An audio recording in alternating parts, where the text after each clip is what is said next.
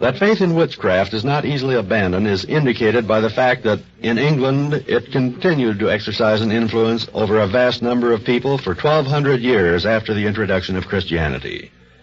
And even today, even in America, one still finds evidence of its practices. And perhaps it will never die out until certain things stop happening, things which only witchcraft can explain. In the medical records of the State Health Department of Ohio, where the case of the Posick brothers has been set down, there is no mention, of course, of witchcraft. Doubtless such an explanation of the affair did not even occur to Dr. Perry, the physician in the case. On the morning of January 24th, 1932, he entered his office, a bewildered and defeated man. We've lost the Posick boy, Miss Woodford. He died this morning. I gave him every test I ever heard of. I even took x-rays from head to foot.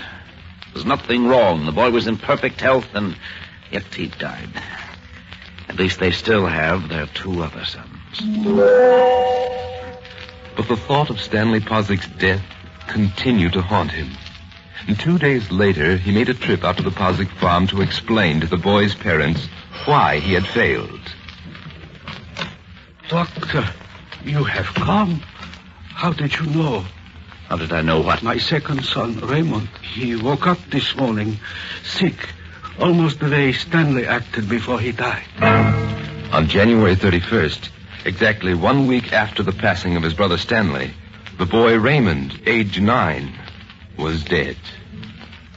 You will not let it happen to our youngest, to our baby, Doctor. I think I can promise you that your youngest is safe, Patsy. It can only be a poison of some sort in the bloodstream. Bacteria too minute to be observed with my instruments. So I've sent a sample of Raymond's blood to the State Health Department. In a day or so, we should... It was just 2 days later, February 2nd, that the report from the Health Department arrived at Dr. Perry's office. But as he read it aloud to his secretary, hope and confidence went out of his voice. Every known method of analysis has been used. There is present no trace of poisonous substance of any kind. And you were so sure. What could it be then, Doctor? I don't suppose I'll ever know. And the third boy? What about him? Who can say? I examined him last night. He seemed quite all right. After all, there's no reason to think anything will happen to him. Especially since it isn't a bacterial disease. You're probably right, Miss Woodford. The best thing for me to do is... Oh, will you get that, Miss Woodford?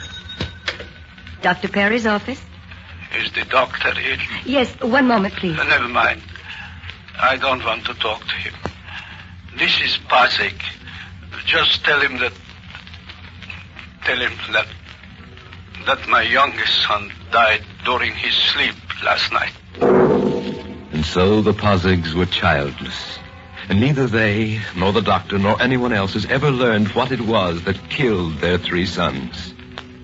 If anyone were to suggest that death came as a result of a hex, a curse, or maybe a magic spell, we would laugh at the idea. And yet, unless we rely on some such explanation, what is the answer to this tragic and bewildering mystery? A mystery incredible but true.